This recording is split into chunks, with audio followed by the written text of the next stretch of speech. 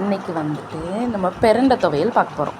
So இதுக்கு சம அளவு பருப்பு, உளுந்து, பட்டை வத்தல், புளி, வெள்ளைப்பூடு, அப்புறம் பெருங்காயம் இதெல்லாமே சேர்க்க போகிறோம்.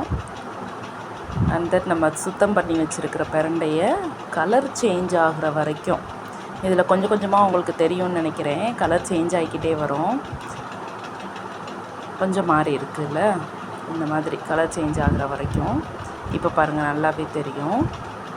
மடங்கி வருதா, எண்ணெயிலேயே நல்லா மடங்கி வரணும். அதே மாதிரி கலர் சேஞ்ச் ஆகிற வரைக்கும் யூஸ் பண்ணிக்கணும். உங்கள்கிட்ட கடலெண்ணெய், நல்லெண்ணெய் எது இருந்தாலும் யூஸ் பண்ணிக்கலாம். ரொம்ப ஆயில் டீப் ஃப்ரை பண்ணணுன்ற அவசியமும் கிடையாது, கொஞ்சமாக பண்ணால் கூட போதும் தான்.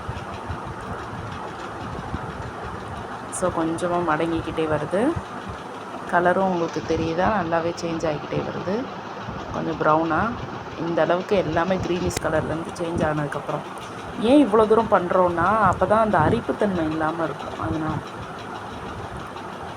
இந்த அளவுக்கு சேஞ்ச் ஆனதுக்கப்புறம் நம்ம இதை ஒரு பக்கமாக எடுத்து வச்சுட்டு, அடுத்து நம்ம எடுத்து வச்சுருக்கிற இன்க்ரீடியன்ஸ் எல்லாம் ஒவ்வொன்றா போட்டு நம்ம இதே மாதிரியே எண்ணெயிலேயே வறுத்து எடுக்க போகிறோம்.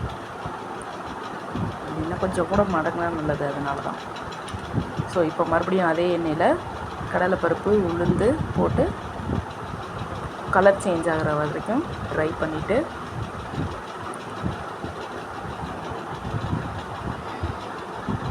இதுலேயே நம்ம இப்போ வெள்ளைப்பூடு போட்டிருக்கோம், இதையும் நல்லா வதக்கிடணும்.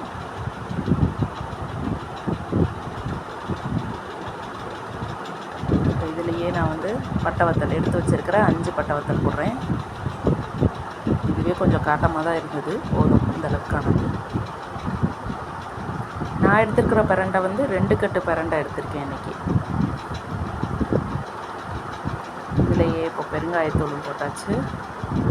இதுலேயே நமக்கு பெருங்காயத்தூள் போட்டோன்னே முழுசு முழுசாக வருது தெரியுது அப்படின்னா, நான் வந்து கட்டி பெருங்காயம் வாங்கி அதை உடச்சி வச்சுருக்கேன், நுணுக்கி வச்சுருக்கேன்.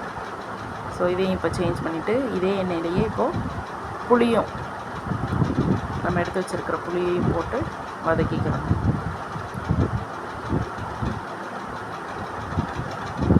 பிரித்து விட்டு வதக்கிக்கோங்க.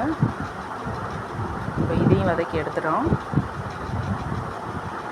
இப்போ எடுத்ததுக்கப்புறம் எல்லா இன்க்ரீடியன்ஸையும் ஒன்றா போட்டு பிரண்டை, பருப்பு, பெருங்காயம், வெள்ளைப்பூடு, புளி எல்லாமே போட்டு மொத்தமாக அரைச்சி எடுத்துக்க போகிறோம்.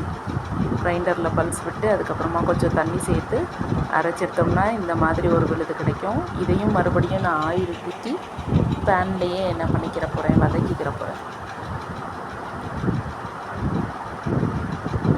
நல்லா வதக்கிக்கிறணும்.